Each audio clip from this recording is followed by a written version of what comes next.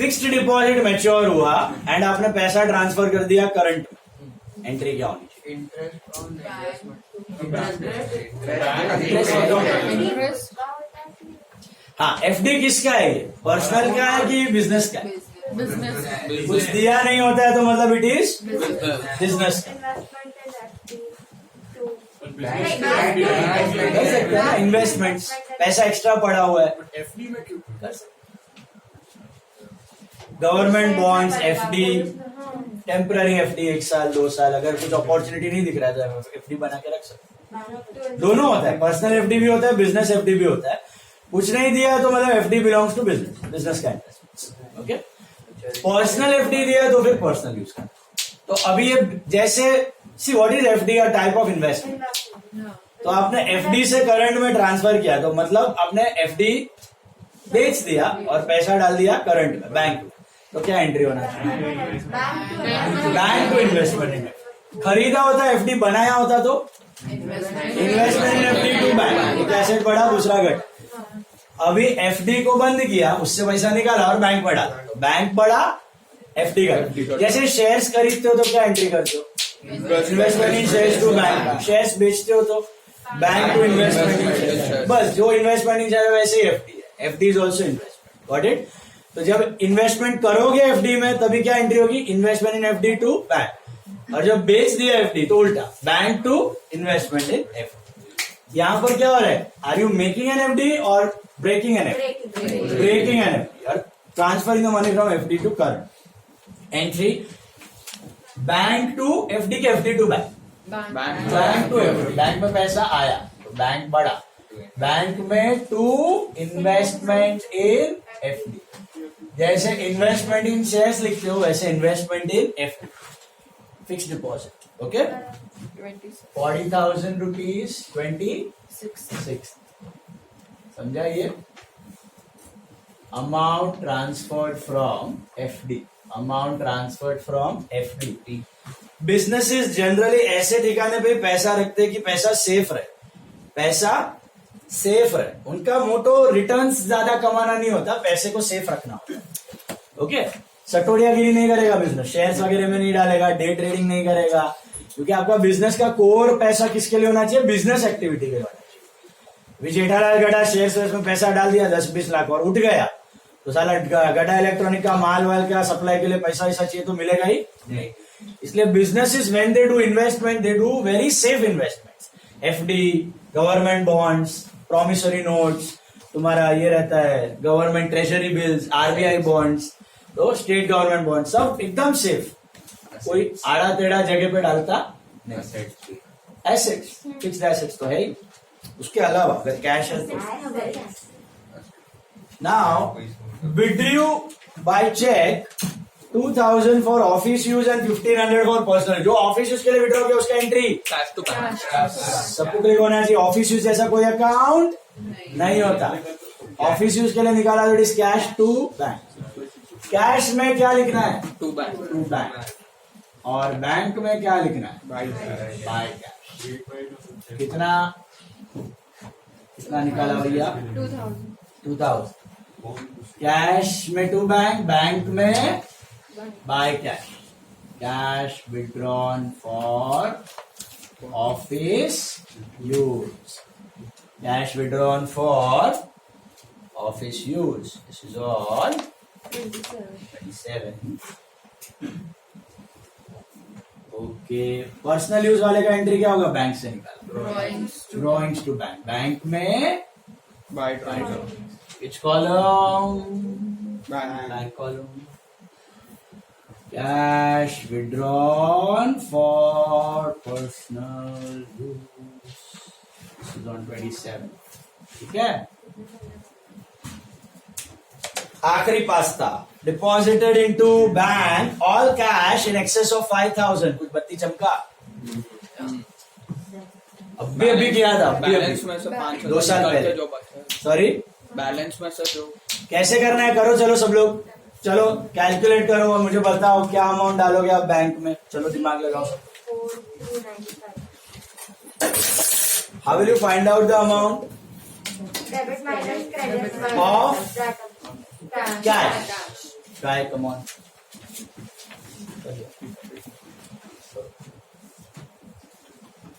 Done. 334,395. Because balance sheet 3,33,000. 334,395. What is your schedule in debit? ये बापा ओलू पर लेवा ना बैलेंस 3,33,000 का 46,7. Making a note over here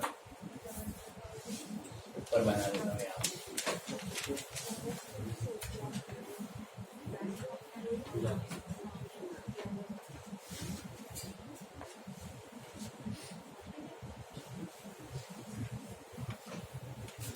Did you understand the question?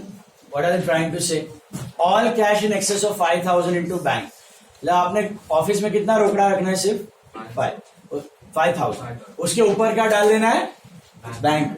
तो पहले तो पता करो ना आपके पास कितना कैश है. कैसे मालूम पड़ेगा कितना कैश है अपने पास? Debit minus credit of cash. Tell me the debit total of cash. 344040. ये डेबिट टोटल ऑफ कैश है minus the credit total. 4645. So you get a available balance. Available balance is 3. Hello. 3,3,395. Is that right? 3,39,395, right? आ रहा है ये 3,44,040 minus 4,645. 3,39,395. इतना पैसा पड़ा, इतना रखना है, इतना सारा रखना है. चोरी हो गया तो किधर डाल देने का? बैंक में. तो less deposit, less required. Sir less required कितना रखना है अपने को? 5 ही रखना है. ऊपर का कितना है? 334,395. This is deposited into bank.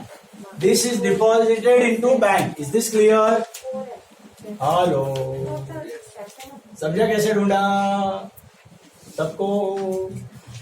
Debit minus credit of cash you do.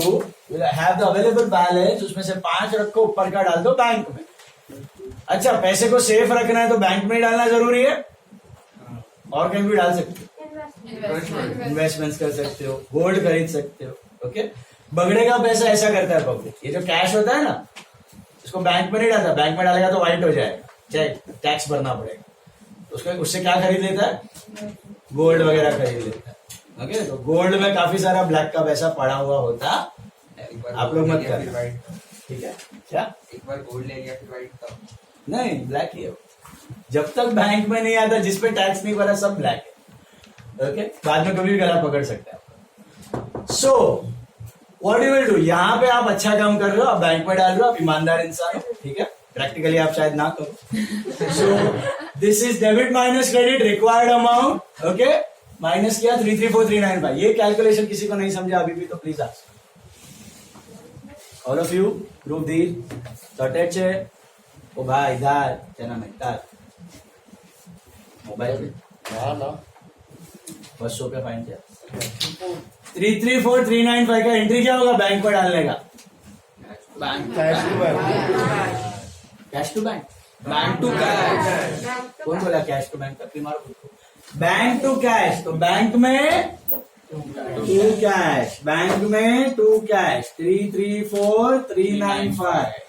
और कैश में बाय बैंक. कैश में बाय बैंक 334,395 बराबर 6. ये आपका आखिरी कॉन्ट्रा एंट्री हो गया. ये कैश डिपॉजिट हो गया. लास्ट एंट्री को स्टार मार्क करो और अभी कर लो बैलेंस फटाफट. बोलो मेरे को क्या बैलेंस आता है?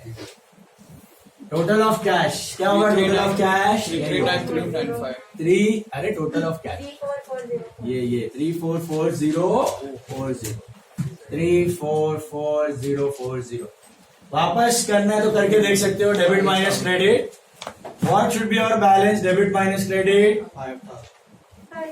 5 ही आएगा ना, है ना? क्यों 5? उतने नहीं तो रखा जा। ओके, डेबिट माइनस क्रेडिट करके देख लो वापस, यही मिलेगा 5000। बैंक का कौन सा रेट बढ़ा है अभी? डेबिट ही बढ़ा हो गया, इतना सारा पैसा डाल दिया बैंक में, 3 लाख रुपया।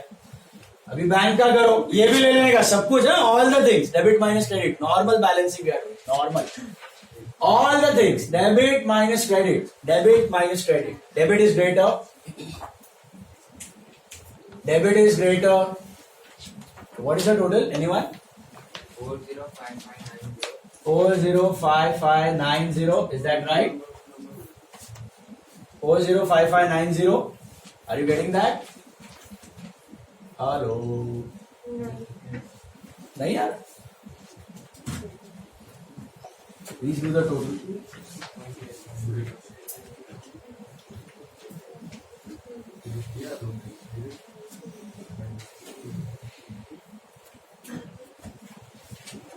Minus the credits, debits minus the credits, debits minus the credits.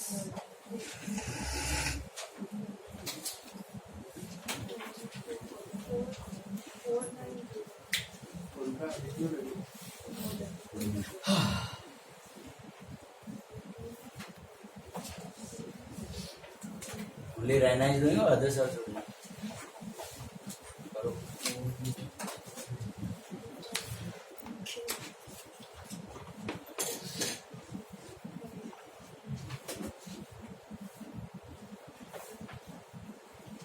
ये राइट है या 405590?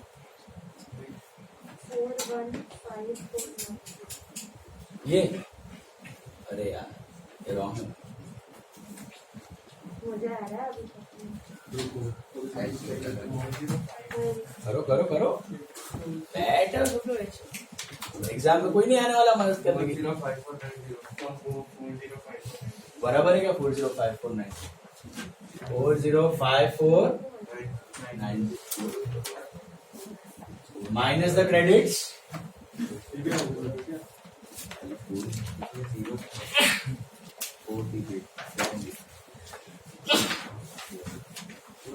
अंशी का तो भाग ही जाए,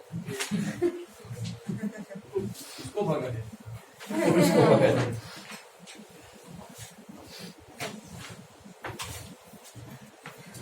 अच्छी वजह से नहीं है, तो ये है क्लास में नाम है।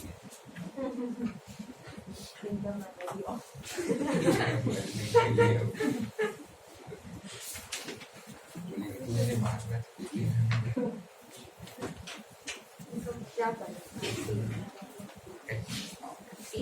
4 बराबर बोल लो। ऐसा ना ऐसे 4 आ रहा है।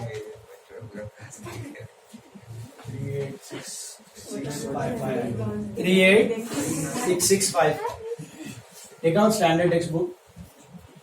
386655, ये सस्पेंस है, राइट है कि रॉन्ग है, आपको घर पे ट्राई करना है और वेरीफाई करना है। Take out standard text book.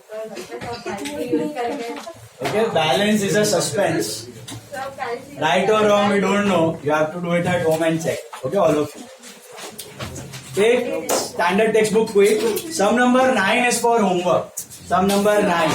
Okay, 9th sum is for homework. ये weekend है ना, बिल्कुल है। हाँ,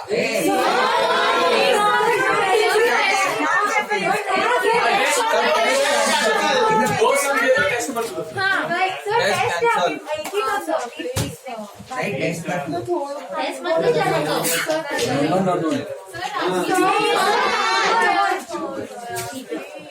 10th sum बाकी है कि किया है? चलो हो गया। 10th sum हो गया? 10th sum नहीं हुआ, मारेगा देखो पकड़े। 10th sum and 9th sum, 2 sums are for homework, 9th and 10th. Weekend से वीकेंड है, वीकेंड। अरे खाली ऑब्जेक्ट है, अभी कुछ ज्यादा थियरी बाकी नहीं है अपना। First chapter we have done, उसमें थोड़ा अकाउंटिंग स्टैंडर्ड्स एंड ऑल का पार्ट बाकी है। सेकेंड टॉपिक में देखो क्या क्या पढ़ना है, एक pencil, page number 19, page number 19 2.1 आपको क्या टोटल है मेरे को नहीं आया था, वो किसी ने बोला है, मुझे अलग आया 372 बोला ना ये सस्पेंस है, इसका राज नेक्स्ट लेक्चर में खुलेगा। अभी लिख ही नहीं रहा। 4 months हाँ जो भी है करके आओ, कैलकुलेट करके आओ, घर पे बैठो आराम। 2.1 this balance is for homework, this balance is for homework. चलो 2.1 वो एक मोनालिसा का भाई का फोटो दिख रहा है आपको, वो ल्यूका डी पाचोली है, ठीक है। This Luca di Pacioli, he was the father of bookkeeping. Yeah, he was the father of bookkeeping. वो नाम बहुत इंपॉर्टेंट है, एनएम को बहुत प्यार है उस नाम से। Don't hurt the sentiments, okay. आपको ऑब्जेक्टिव में पूछ के ही रहेगा एनएमबीटी पर, सो प्लीज लिखना रहेगा।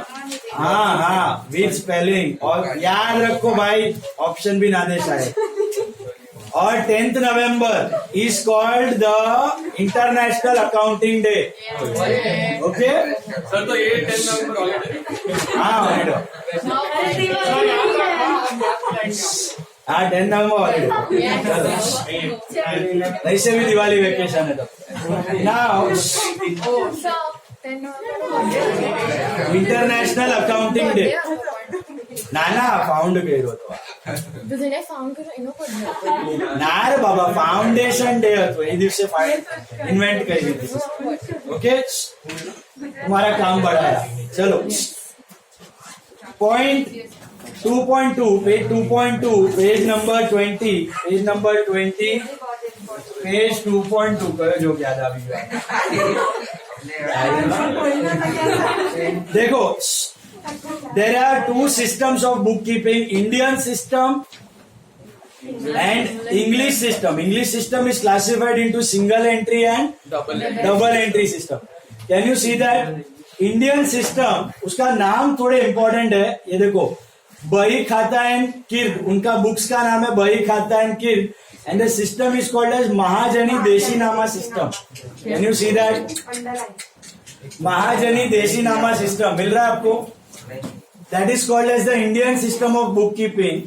It is not based on double entry. It is incomplete. Indian system is incomplete, which is the foolproof modern system of accounting. Double entry system जो नीचे दिया हुआ है, English system, double entry system, ठीक है। Indian system में खाली को ऑब्जेक्टिव में नाम पूछा जाएगा, दैट इज महाजनी देशी नामा सिस्टम, एंड बुक्स का नाम है बही खाता है किर्क, okay. And double entry system is what we are learning, every transaction has two effects debit and credit. Single entry system दिख रहा है ऊपर, हेलो, ये भी आप ये साल लर्न करोगे लास्ट टॉपिक में। सिंगल एंट्री सिस्टम जैसा कोई अलग सिस्टम होता नहीं है। सिंगल एंट्री का मतलब इनकम्प्लीट सिस्टम। इनकम्प्लीट सिस्टम जो इंडियन सिस्टम था ना, वो इंडिया में यूज होता था। काफी सारे फॉरेन वाले भी जिसको कंप्लीट अकाउंट्स नहीं पता है, डबल एंट्री नहीं पता है, डेबिट क्रेडिट के रूल्स नहीं पता है, वो आड़ा टेढ़ा एक एक इफेक्ट देके अकाउंट्स मेंटेन कर देते हैं, वो उसका ऑटोमेटिकली नाम बन गया single entry system. Actually what is single entry? Any diversion from double entry is called single entry. अगर आप डबल एंट्री फॉलो नहीं करते हो, कुछ मिस्टेक करते हो, फंडामेंटल्स नहीं पता है, डेबिट क्या होता है क्रेडिट क्या होता है नहीं पता है, तो that is called as single entry. So basically system of incomplete record. कभी किसी का एक डेबिट दिया होगा, कभी किसी का खाली क्रेडिट दिया होगा, कभी कोई ट्रांजैक्शन ही ओमिट कर दिया है, किसी किसी ट्रांजैक्शन का दोनों इफेक्ट दे दिया है। सो आधा अधूरा रिकॉर्ड किया हुआ सिस्टम को we call single entry system. Is this clear? तो single entry and double entry दोनों इंग्लिश में आता है। Indian system is also a type of single entry only, because it is also incomplete system. Is this clear? Out of the three, which is the most complete system, perfect system is double entry. Indian and abroad का single entry both are similar, खाली Indian का नाम अलग है, महाजनी देशी नाम और उसको सिंगल नहीं सिखाते। इन जैसे वो जो बंदे ने सिंगल एंट्री पे रखा है ना, उसको आप डबल एंट्री में कन्वर्ट करके उसके अकाउंट्स बनाओ। ऐसा जिसको नहीं आता है उसके अकाउंट्स आप कैसे कन्वर्ट करोगे डबल एंट्री में, that will learn. We are not going to learn incomplete, imperfect. Okay. Now, उसके बाद डेफिनेशन ऑफ डबल एंट्री वो सब हमने किया हुआ है page 21.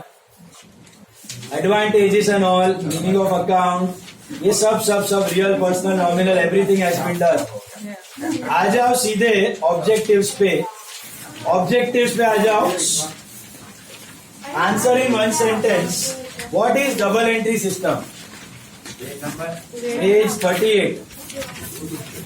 Page 38. What is double entry system? Page 38. Recording to Double entry system is based on dual aspect concept, stating that every transaction has got हो गया. two aspects, debit and credit, and we record both aspects. We record both aspects, So we have to debit and write the entire this. no. One word you can write. One sentence, only one sentence. System based on dual aspect concept, where we record both the aspects of a transaction, debit and credit. Double entry system is a system based on dual aspect concept. That is बाकी अब accounting equation करना है. हाँ बाकी है ना Accounting equation हम करना है. लोग को हाँ, कॉलेज वो में सब अलग कितना तरह से कंफ्यूजिंग कराया करा है. Accounting equation is a very interesting topic. आपको एकदम प्रैक्टिकल व्यू आएगा बिजनेस का, वो मैं करवाऊंगा आफ्टर दिवाली. अकाउंटिंग इक्वेशन यही चैप्टर में. ओके, वो बहुत इंटरेस्टिंग टॉपिक है. एनएम उसका क्वेश्चन पूछता है, बाकी कॉलेजेस उसको ओमिट करवा देता है. अलग तरह but you learn it. Very interesting thing. Okay. Now double entry system किया. What is an account? Ledger account, summarized representation of an asset, liability, income or expense. Summarized representation of asset, liability, income or expense. State the meaning of single entry system. System of incomplete records. System of incomplete records. What is personal account? Accounts of human beings and artificial entities. State the rule for nominal account. Hello? Debit all expenses and losses and credit all incomes and gains. यही साल किया था, याद है ना online में. Credit all incomes and gains. Give two examples of intangible assets.